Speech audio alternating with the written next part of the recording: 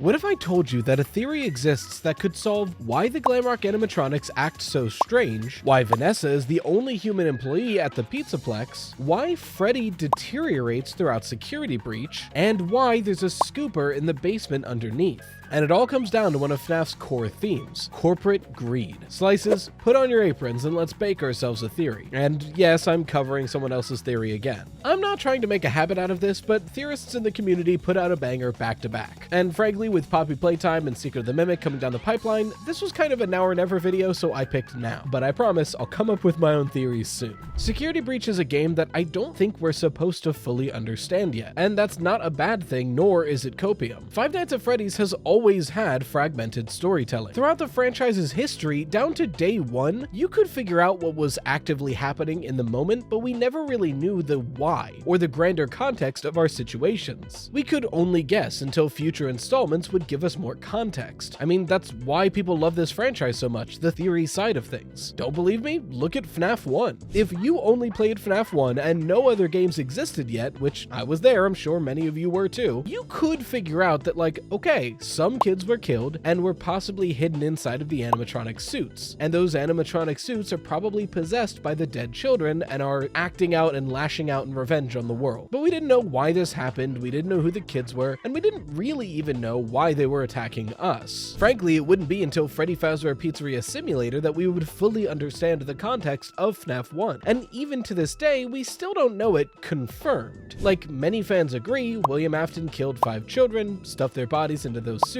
it was the missing child incident. Now in the FNAF 1 location, it's after the FNAF 2 location, and we're likely playing as Michael Afton, either helping William or trying to find him. And all of this was probably associated with William's experiments on immortality, not just some random act. Like, all of this information and story took 6 games to come out to figure out. And like I mentioned, still to this day, a lot of that is up to conjecture. You can disagree that Michael Afton is the protagonist. You can disagree that William Afton did this in pursuit of immortality. Whether or not you think it's probable or likely, it's still not confirmed. I know this is old ground, but I just always want to specify that before going into the weird storytelling of Security Breach, because a lot of fans, I feel like, look at the lore of Security Breach and go, this doesn't make any sense. We don't have enough information to know what's going on here. We never have. That's the point of Five Nights at Freddy's. But like I've alluded to, Security Breach is no different. At the very base of this game, we know that we are a little boy stuck in the Freddy Fazbear Mega Pizzaplex. We can't get out until morning, and there are animatronics out to get us for some reason. And we know that through playing the game, we have to hide and survive to make it to 6 a.m. where the doors will open. And we can either escape or try to end this so future kids don't get trapped and threatened. But that's all we can get from the base game. Upon release, and even now, we don't know for sure why this is happening. We have a lot of good theories and guesses, but there's no confirmation as to why the animatronics are attacking us, what Vanny and Glitchtrap are doing at the Pizzaplex. Frankly, we don't even know how Gregory got there. We don't even know what Burntrap and the Blob are. Hell, we don't even know what their actual names are according to the character encyclopedia. Many people thought Ruin was going to give us answers for this, but instead it introduced us to the Mimic and gave us a whole litany of new questions. But I think the answers for these Security Breach questions just aren't here yet. They're for later installments like Five Nights at Freddy's has always done. And frankly, a lot of it probably won't be in Secret of the Mimic. Secret of the Mimic is a prequel all about the Mimic, I'm assuming, so that in mind, we'll probably get a lot of answers about the Mimic in that game, but we probably won't get any answers about what's going on at the Pizzaplex. I would assume that's going to come later down the pipeline. And frankly, like the original series, I wouldn't doubt if we never get clear and concise answers for these questions. We'll likely just get more clues and context for it. I bring this up to state that all we can do for now about Security Breach is make our best guesses, our theories, judging off of the information we have, what we know about the universe, and where we think the story is heading. In other words, you gotta make a lot of assumptions. So when I heard that a theory came out that purports to solve all of these mysteries, or at least most of them, in one fell swoop, color me intrigued. And friend of the channel, She's Always Nervous, seems to have done just that, in a theory she later dubbed RemnantPlex. And I think some of you may know where this theory is going based off that name, but we can't jump into it right away. In fact, this theory doesn't start at Security Breach. In order to really understand this theory, we have to go back, all the way back to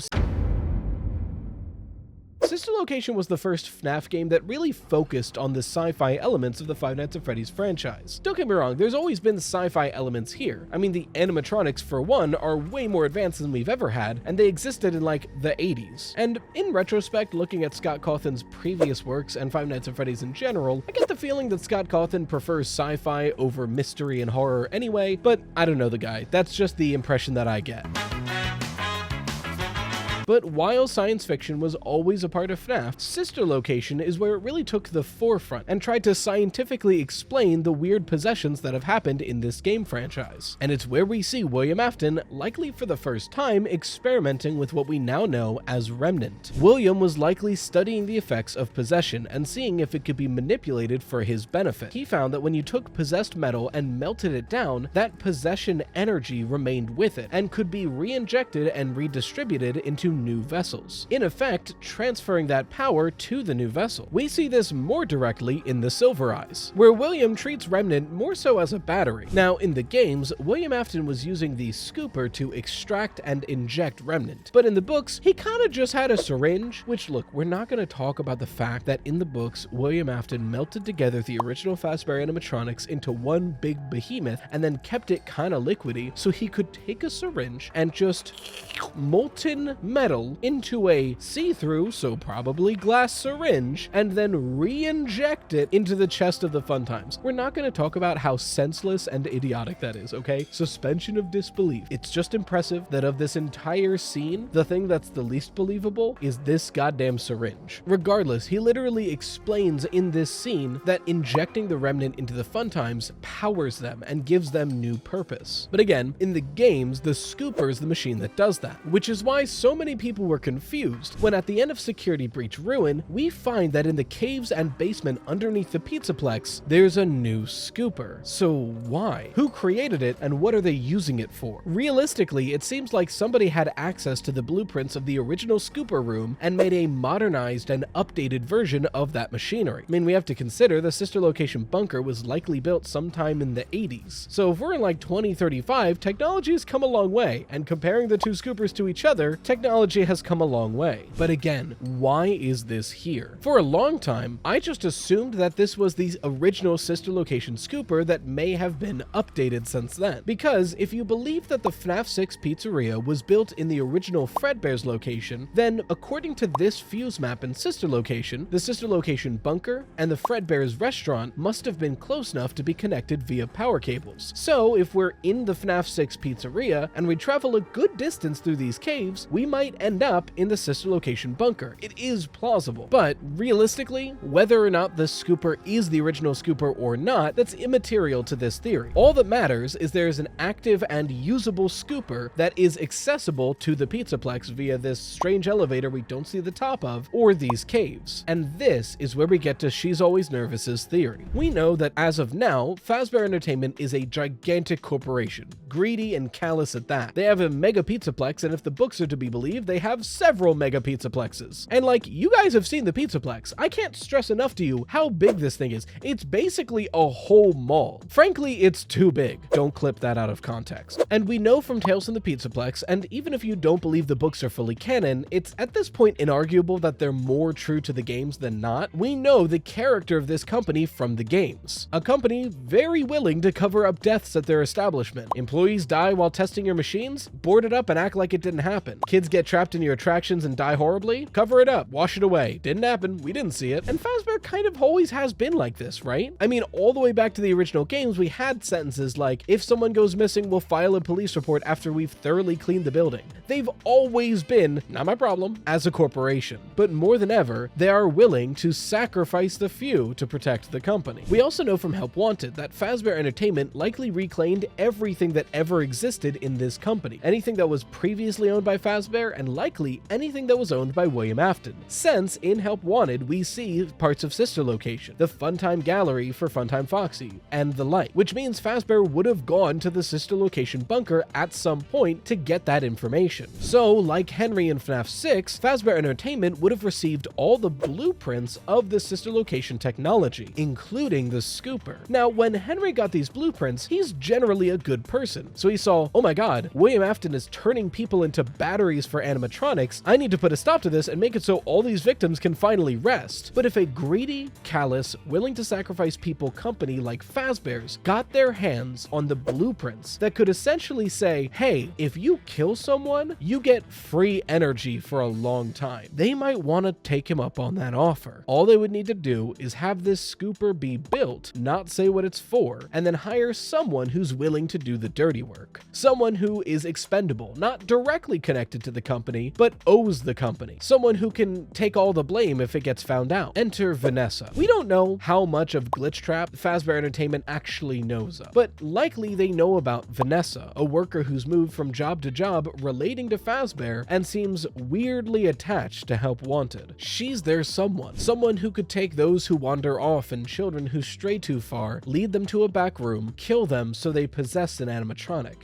And once that animatronic, and there's plenty, there's literally a warehouse filled with endoskeletons. There's literally endoskeletons hooked up and ready to be used right outside of FNAF 6. Why else would they be down here? But once one of them is possessed, all they have to do is be led to the scooping room and extract that remnant. Pump that into your pizzaplex, and your massive entertainment facility with all of its animatronics is powered on. Something that could make their pizzaplex run. Something that could make their animatronics smarter and more lifelike than anyone could possibly replicate. But what evidence would we have to point to the fact that the entire pizzaplex is running off of Remnant? Well, She's Always Nervous said it best, so I'll let her take this one.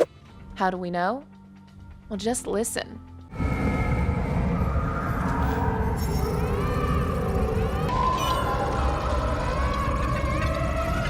And I bet the healing powers of Remnant keep those glamrock animatronics looking beautiful.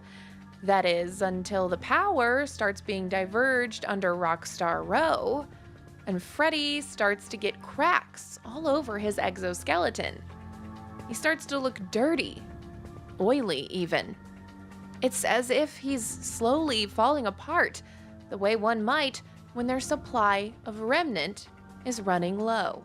This is one of the few times I've heard a compelling explanation for why the wet floorbots are crying in pain. And frankly, this is the first time I've ever heard a compelling argument for why Freddy weirdly deteriorates throughout the game. Like, sure, he gets into a couple scuffles now and then, but he's literally cracking apart by the end of the game, and he hasn't gone through that much stress. But the fact that we learn specifically at the beginning of the game that he is on reduced power, and only having the necessary power to keep him running, bolsters this argument. Because if he's low on Remnant, like we see in Frailty, like we see in To Be Beautiful, these effects that Remnant can give you can wear off. But let's extend this theory, because there is a lot more to just this theory. There's a lot more evidence for it, there's a lot more implications of it, and especially in the original video by She's Always Nervous. I didn't even go into her connections with the Vanny Mask and Return to the Pit. So seriously, do go check out this full video. The link is in the description below. Subscribe to She's Always Nervous. She's a great content creator, but I don't want to just cover her theory and leave it at that. I want you to have a reason to go watch that video, and I want to meaningfully add to this. I don't want it to just be a summary of her theory. So let's take RemnantPlex, and for now, assume that it's true. What would that mean for Security Breach and FNAF in general moving forward? Well, if this is true, Vanessa being made the only human employee at the Pizzaplex suddenly doesn't have to be Glitchtrap hacking the systems. For most theories, mine included, the assumption was made that once Glitchtrap is inputted into the Pizzaplex, he makes his way through the security protocols to take over the emails of the CEO, and then through that system is able to push Vanessa into the only human employee and eventually get everyone else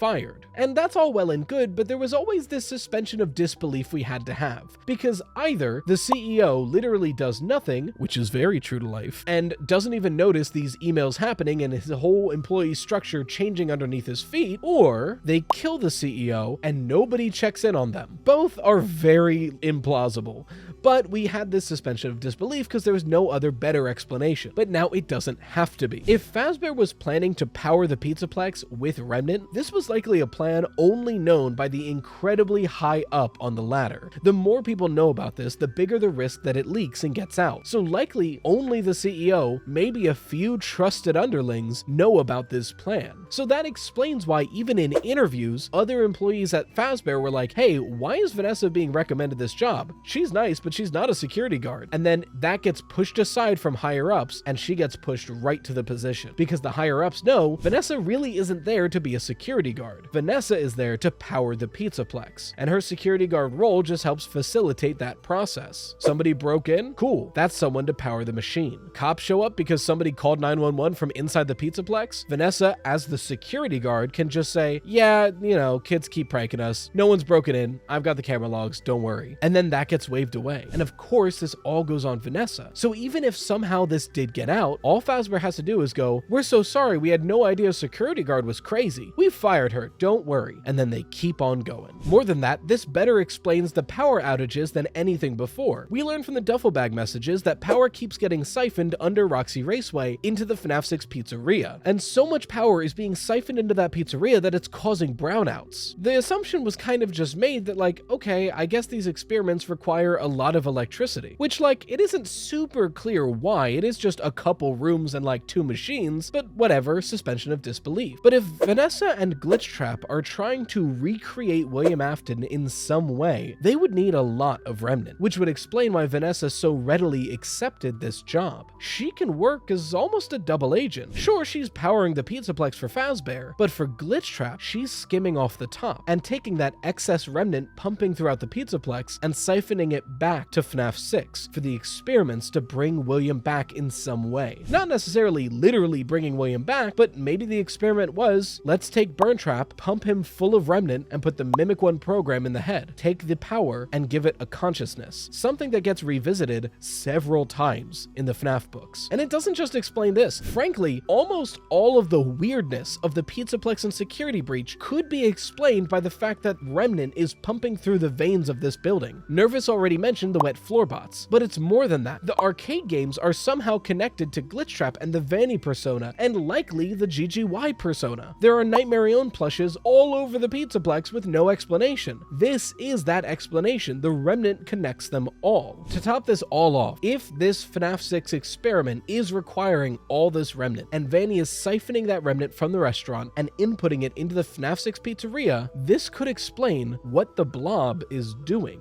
If the Blob, or the Tangle, is this big conglomerate of agony and the refuse of the FNAF 6 fires, and the remainder of the victims of this plot, then it might be seeking that very Remnant. In doing these experiments, Vanny might be creating irresistible bait. If the FNAF AR gameplay is to be believed, which like take it as you will because it's an incredibly strange game that wasn't made by Scott Cawthon, a lot of it was scrapped, it's currently unplayable, and they call this floating glowing orb Remnant, which like the book states several times, Remnant is specifically spiritual energy inside of metal, so take this all as you will. But if the FNAF AR gameplay is to be believed, then Agony is somewhat drawn to Remnant. They have almost this magnetic quality, which if true, could explain why the Tangle is so obsessed with this FNAF 6 pizzeria. If it's filled with Remnant, it's trying to get that Remnant. I think the idea of all of this being powered by Remnant has a lot of merit to it, and I think this could assuade a lot of the debates about security breach in general. Many theorists are fully against the idea of any of the Glamrocks being possessed at all, myself included, but likewise, many theorists do believe that some of the Glamrocks are possessed, namely Glamrock Freddy being possessed by Michael Afton, because there is so much weirdness in the way the Glamrock animatronics act. But this could be the explanation that solves both camps. The Glamrock animatronics, as well as the Pizzaplex in general, are powered by the energy of the memories and spirits of the victims of this plot, but they're not specifically possessed by any one ghost, so Michael Afton and the others can still be resting in peace. It's just the energy of the Pizzaplex wavering their core programming. But what do you think? I think this is an excellent theory, and again, amazing job to She's Always Nervous. Please go check out that full video in the description below and drop her a sub. You should also drop me a sub too, but you know. In the meantime, in case the leaks are wrong and the Switch 2 wasn't announced this week, last week on Rytoost, I actually made a full video taking some of the leaks we got in December and using pixel measurements to find out the exact dimensions of the Switch 2. I'm really proud of the video. You can find it right here. If you want your fan art featured on the channel, make sure to share it with hashtag ToastArt. Huge thank you to the best channel members, the Dough Risers. And until next time, as always, stay toasty, slices.